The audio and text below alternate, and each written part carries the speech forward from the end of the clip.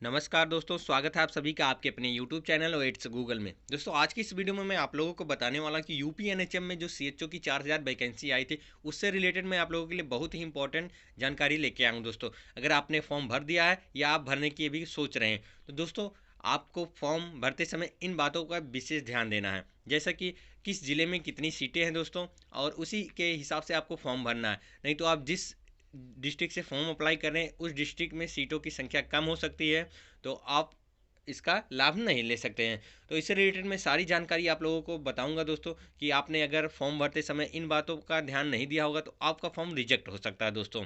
तो यहाँ पे मैं आप लोगों को सबसे पहले बता देता हूँ कि टोटल जो वैकेंसी थी दोस्तों वो 4000 थी, और इसमें अगर अलग अलग कैटेगरी की देखा जाए तो उनकी भी वैकेंसियाँ अलग अलग सीटें हैं।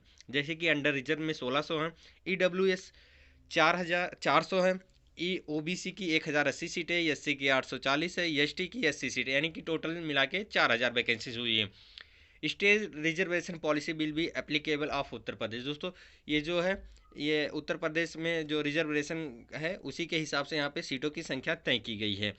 और मैं आप लोगों को बताऊंगा कि इसका जो स्टार्टिंग डेट था, तो आप लोगों को अगर फॉर्म भरे होंगे तो आप लोगों को पता होगा कि इसका स्टार्ट डेट कब है, लास्ट डेट कब है दोस्तों।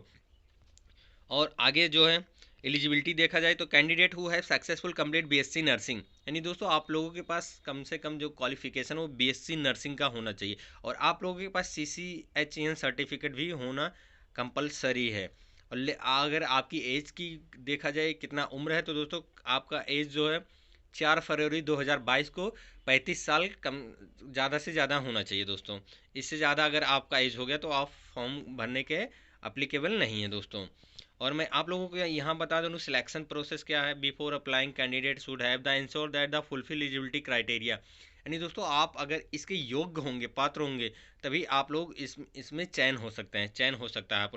Document verification process based on following, दोस्तों मैं इसके लिए डॉक्यूमेंट के लिए एक अलग से वीडियो बना दूंगा, और मैं उसमें सारी जो इंपॉर्टेंट डॉक्यूमेंट्स कंपलसरी होंगे लगेंगे वो बता दूंगा। दोस्तों अगर आप OBC SC ST कैटेगरी के हैं तो फॉर्म भरते समय अगर आपने अपना कास्ट सर्टिफिकेट अपलोड नहीं किया है तो आपका जो प्रोसेस है वो है जनरल कैटेगरी में चला जाएगा, और आप अपने कैटेगरी का फ़ायदा नहीं ले सकते हैं। और मैं यहाँ पे बता दे रहा हूँ आगे किस डिस्ट्रिक्ट में कितनी सीटों की संख्या है दोस्तों। यहाँ पे अगर देखा जाए सबसे पहले है आगरा। आगरा में देखा जाए तो 46 सीट है, अलीगढ़ 72 यानी 72 सीट है, प्रयागराज में 159, यानी सबसे ज़्यादा अगर पूरे 75 डिस्ट्रिक्ट में सीट है तो वो सबसे ज़्यादा है दोस्तों प्रयागराज में। और अगर सबसे कम की बात किया जाए तो यहाँ पे मैं आप लोगों को स्क्रॉल करके दिखा दे रहा हूँ, हाथरस में दोस्तों यहाँ पे सीटों की संख्या है 4, और कुछ ऐसे डिस्ट्रिक्ट हैं जिसमें कोई भी सीट की आया भी नहीं, जैसे कि सोनभद्र हो गया, गोरखपुर हो गया है। ऐसे ही एक दो डिस्ट्रिक्ट्स और हैं दोस्तों जहाँ पे एक भी सीट नहीं है। फतेहपुर में एक भी सीट नहीं है दोस्तों। और आप इन डिस्ट्रिक्ट से कतई फॉर्म मत भरिएगा, नहीं तो आप का सिलेक्शन रुक सकता है।